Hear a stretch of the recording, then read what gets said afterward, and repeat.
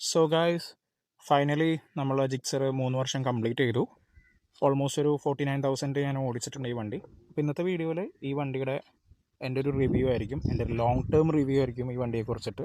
ഈ വീഡിയോയിൽ ഞാൻ ഒരു 3 സെക്ഷനായിട്ടായിരിക്കും ചെയ്യുന്നുണ്ടാവുക. ഈ വണ്ടി മേടിക്കാനുള്ളൊരു സ്റ്റോറി, പിന്നെ ഈ വണ്ടിയുടെ പോസിറ്റീവ് സൈഡ്സ്, അതുപോലെ തന്നെ നെഗറ്റീവ് സൈഡ്സ് ആയിരിക്കും പറയുന്നുണ്ടാവുക. സോ എൻ്റെ സ്റ്റോറി എന്ന് പറയുന്നത്, എനിക്ക് സ്പോർട്സ് വെയറിങ്ങുള്ള വണ്ടി വളരെ ഇഷ്ടമാണ്. അപ്പോൾ എനിക്ക് R15 എടുക്കാനായിരുന്നു ആഗ്രഹം. ബട്ട് ആ ടൈമിൽ എൻ്റെ കയ്യിൽ അത്രയും ബഡ്ജറ്റ് ഉണ്ടായിരുന്നില്ല R15. അപ്പോൾ ഞാൻ അങ്ങനെയാണ് ഈ ഒരു ജിക്സർ SF എന്നുള്ള വണ്ടിയിലേക്ക് സ്വിച്ച് ചെയ്തത്. സോ ഈ വണ്ടിയുടെ പോസിറ്റീവ് സൈഡ് എന്ന് പറയുന്നത്, ഈ വണ്ടിയുടെ ഫസ്റ്റ് ഇതിൻ്റെ എഞ്ചിൻ തന്നെയാണ്. വളരെ റിഫൈൻഡ് ആയിട്ടുള്ളൊരു എഞ്ചിനാണ് ഈ വണ്ടിക്ക് വരുന്നത്. അതുപോലെ ഈ വണ്ടിയുടെ ഹെഡ്ലൈറ്റ് വിസിബിലിറ്റി നല്ല ഹെഡ്ലൈറ്റ് വിസിബിലിറ്റി ഉള്ളൊരു വണ്ടിയാണ്. അതുപോലെ തന്നെ ഇതിൻ്റെ സസ്പെൻഷൻസ് ആർ വെരി സോഫ്റ്റ്. ഒരു രീതിയിൽ നമുക്ക് പില്ലിയനായിരിക്കുമ്പോഴാണെങ്കിലും അല്ലെങ്കിൽ റൈഡറിനാണെങ്കിലും പുറത്തോട്ട് അടി കിട്ടുന്ന രീതിയിലല്ല ഇതിൻ്റെ ഒരു സസ്പെൻഷൻസും കാര്യങ്ങളൊക്കെ സെറ്റ് ചെയ്തിട്ടുള്ളത്. പിന്നെ സീറ്റിംഗ് പോസ്റ്റർ എന്ന് പറയുമ്പോഴാണെങ്കിലും അധികം നമ്മൾക്ക് ഇങ്ങനെ കുമ്പിട്ട് ബെൻഡ് ചെയ്തിട്ട് ഇരിക്കേണ്ട ഒരു ആവശ്യമില്ല. നമുക്ക് കുറച്ചുകൂടിയും ഒരു അപ്രൈറ്റ് ആയിട്ട് തന്നെ ഇരിക്കാൻ പറ്റും എന്നുള്ളൊരു ഹൈലൈറ്റാണ് ഇതിൻ്റെ പോസിറ്റീവ് സൈഡ് വരുന്നത്. പിന്നെ വണ്ടിയുടെ നെഗറ്റീവ്സ് എന്ന് പറയുന്നത്, മെയിനായിട്ട് ഒരു വണ്ടിക്ക് സ്റ്റോക്കായിട്ട് വരുന്ന വൈസർ വളരെ ചെറിയൊരു കുട്ടി വൈസറാണ് വരുന്നത്. അപ്പോൾ വിൻഡ് ബ്ലാസ്റ്റും കാര്യങ്ങളൊക്കെ നല്ല രീതിക്ക് തന്നെ നമുക്ക് കിട്ടുന്നതായിരിക്കും ആ ഒരു വൈസറിൽ. പിന്നെ വണ്ടിയുടെ എൻജിൻ തന്നെയാണ് ഇതിൻ്റെ ഒരു നെഗറ്റീവ് സൈഡും പറയാനുള്ളത്. വണ്ടിയുടെ BHP വളരെ കുറവാണ്. നമുക്ക് ഓൾമോസ്റ്റ് ഒരു 13.6 BHP അങ്ങനെ എന്തോ വരുന്നുള്ളൂ ഈ വണ്ടിക്ക്. അപ്പോൾ അത് നമുക്കിപ്പോൾ ഒരു പില്ലിനൊക്കെ വെച്ച് ഓടിക്കുമ്പോൾ വണ്ടി അത് ഒരു സ്ട്രഗിൾ കാണിക്കും. ഒരു ഡ്രാഗിങ് ഫീൽ വണ്ടി എപ്പോഴും നമുക്ക് തരുന്നതായിരിക്കും.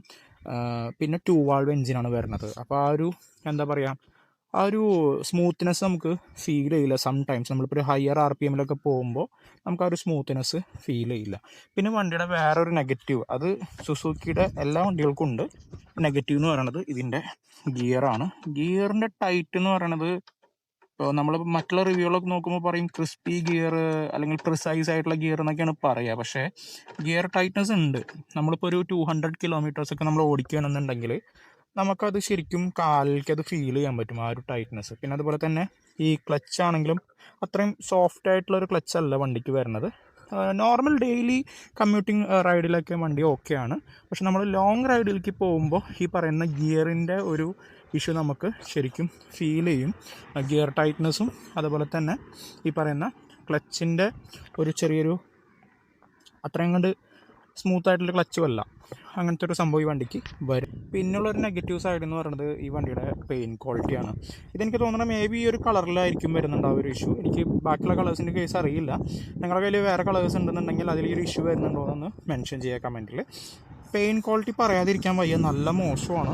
നല്ല മോശം എന്ന് പറഞ്ഞാൽ നല്ല മോശമാണ്. നമുക്കിങ്ങനെ കൈ കൊണ്ടൊക്കെ ഇങ്ങനെ തൊട്ടിട്ട് നമുക്ക് സ്ക്രാച്ചസ് വരുത്താൻ പറ്റും ഈ വണ്ടിക്ക്.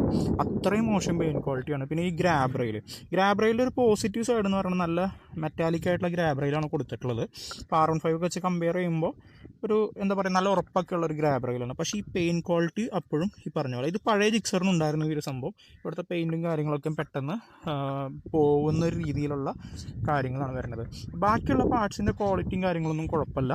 പക്ഷേ പെയിൻറ്റ് കുറച്ച് ക്വാളിറ്റി, അത് പഴയ ജിക്സറിനെ വെച്ച് കമ്പയർ ചെയ്യുമ്പോൾ ബോഡി പാർട്സ് നമുക്ക് ക്വാളിറ്റി ഫീല് കുറവായിട്ട് തന്നെ ഫീൽ ചെയ്യും. ഈ ഭാഗമൊക്കെ നമുക്കൊരു ഫൈബർ തന്നെയാണ്. ഫിറ്റ് ആൻഡ് ഫിനിഷ് പക്കയാണ്, പക്ഷേ ഒരു ക്വാളിറ്റി ഇല്ലായ്മ നമുക്ക് തോന്നും ഈ വണ്ടികൾ. ഇനി ഈ വണ്ടിയിൽ എന്തൊക്കെ അപ്ഗ്രേഡ് കൊണ്ടുവരണം എന്ന് ചോദിച്ചു കഴിഞ്ഞാൽ, ഒന്ന് ഇതിൻ്റെ എഞ്ചിൻ തന്നെയാണ്. ഈ 13.6 BHP എന്നുള്ള സംഭവം അപ്ഗ്രേഡിൻ്റെ സമയമൊക്കെ അതിക്രമിച്ചിരിക്കുന്നു വേണമെങ്കിൽ പറയാം. പിന്നെ എല്ലാ വണ്ടികളും ഇപ്പോൾ 4 വാൾവിലാണ് വരുന്നത്. ഇപ്പോഴും സുസുക്കി വരുന്നത് 2 വാൾവ് എഞ്ചിനിലാണ്. പിന്നെ ഈ വണ്ടിയുടെ ഇൻഡിക്കേറ്റേഴ്സ്, സ്റ്റോക്കായിട്ട് വരുന്ന ഇൻഡിക്കേറ്റേഴ്സ് ഇപ്പോഴും ഹാലോജനാണ്. 2025 സ്റ്റോക്കായിട്ട് വരുന്ന എഞ്ചിനും കാര്യങ്ങളും ഹാലോജനാണ് വരുന്നത്. അതുപോലെ ഈ പെയിൻറ്റ് ക്വാളിറ്റി ഒന്ന് ഇമ്പ്രൂവ് ചെയ്യാൻ പറ്റുകയെന്ന് വെച്ചാൽ കുറച്ചുകൂടി നല്ലതാണ്.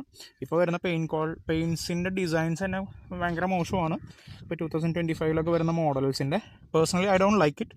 അതിൽ ആ വൈറ്റും ബ്ലൂവും വരുന്നത് മാത്രമാണ് ഓക്കെ, ഒരു സിഗ്നേച്ചർ കളറാണ്. GSXR-ൻ്റെ ഒക്കെ ഒരു ഇൻസ്പയർഡ് ആയിട്ട് വരുന്ന ഒരു സിഗ്നേച്ചർ കളറാണെന്ന് പറയാനായിട്ടുള്ളൂ. ബാക്കിയുള്ള കളേഴ്സൊക്കെ കുറച്ച് മോശമായിട്ട് തന്നെയാണ് ഫീൽ ചെയ്യുന്നത്.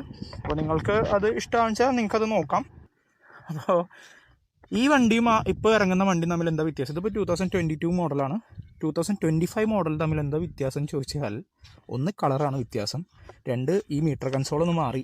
ഈ മീറ്റർ കൺസോളൊന്ന് മാറിയിട്ട് ആക്സസിൻ്റെ മീറ്റർ കൺസോളാണ് ഇപ്പോൾ വരുന്നത്, ബ്ലൂടൂത്ത് കണക്ടിവിറ്റിയൊക്കെ ഉള്ള മീറ്റർ കൺസോൾ.